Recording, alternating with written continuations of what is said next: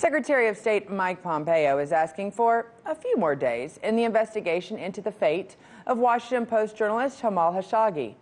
Meanwhile, a new report in the New York Times says a companion to Saudi Arabia's crown prince was seen going into the Saudi consulate in Istanbul just before Khashoggi went inside. The journalist has been gone for 2 weeks, and Saudi authorities continue to deny any involvement. For more, we go to former CIA officer and counterterrorism expert Philip Giraldi. Thank you, Philip, for joining us. Thank you. Philip, what, in your view, is the most compelling evidence we currently have for the premeditated murder of Jamal Khashoggi at the hands of Saudi authorities? Well, I think the most compelling evidence is the evidence provided by the Turkish government and by the Turkish media controlled by the government, which is essentially that the Turks have a recording, it seems, if not a video, of the killing taking place. This is, from an intelligence point of view, exceedingly valuable information, because the Turks are essentially telling the Saudis, look, we have penetrated your consulate general, and we have microphones and maybe video right inside the building. And this is, as far as I'm concerned, as compelling as can be.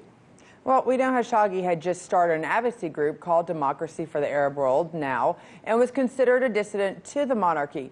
Do you think that this made Khashoggi a prime target for the Saudi regime? And also, we knew going into it, he told his fiancée, if I don't come out, they've killed me. So some reason he knew, and we've been told that even American intelligence probably might have even had a hint that this could happen. Do we think this made him a prime target, and what other motives could there have been? To be honest, I can't think of any other motives, and I've talked to both Turkish and Saudi officials that are following this story, and they can't come up with any motives either. And bear in mind that Khashoggi was not exactly a harsh critic of the monarchy. He was a critic indeed, but he was essentially a friendly critic in terms of developments inside Saudi Arabia, and he was basically also writing for publications like the Washington Post in the United States, which would not have supported a hard line. So the motive here remains kind of strange. Clearly he was killed. There are, as you suggest, there were stories that U.S. intelligence knew at least something about in advance, which could cause embarrassment.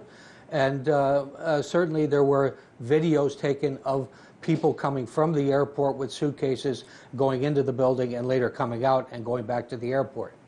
Well, so President Trump did say today that there will be serious consequences if it is found that journalist Khashoggi was killed by Saudi Arabia. How do you think that's going to be able to impact U.S. relations? I don't believe President Trump on this. I think Trump is stringing the story out, as is Pompeo, because they're looking for a cover story. And a cover story would be something that would make the Turks happy, meaning money. It would make the Saudis happy that they get out from under this, and it would make the United States happy that the status quo in which Saudi Arabia buys lots of weapons and uses its uses the money it earns from its oil sales to convert it into dollars to buy U.S. Treasury bonds. So there's a winner on every side if they get the story straight and the cover story works. So do you think the murderers of Khashoggi might have actually underestimated the type of coverage and outcry that would come from this? Do they think they were just murdering someone that was a dissident going in for his marriage license? Well, I suspect that they thought that there would be plausible denial, is what we say in the intelligence profession, where they would be able to say that they hadn't done anything, that, gee, we don't know, this guy just came into the building and later left, and we don't know what happened to him. But the fact that the Turks have apparently physical evidence of what did take place has obviously made that story a bit difficult to sustain. Well, ultimately, do you think, yes or no, do you think we'll actually ever find out the truth of what happened in that embassy? Yeah, I think we will. I think at some point the Turks are probably going to produce the evidence, unless the Saudis buy them off, which is a distinct possibility. Money's always involved. Thank you for joining us. Hey YouTube, thanks for checking out our channel. We hope you enjoyed the video. We have tons of content for you just like this. For more of RT America's one-of-a-kind news and analysis, be sure to subscribe and never stop questioning more.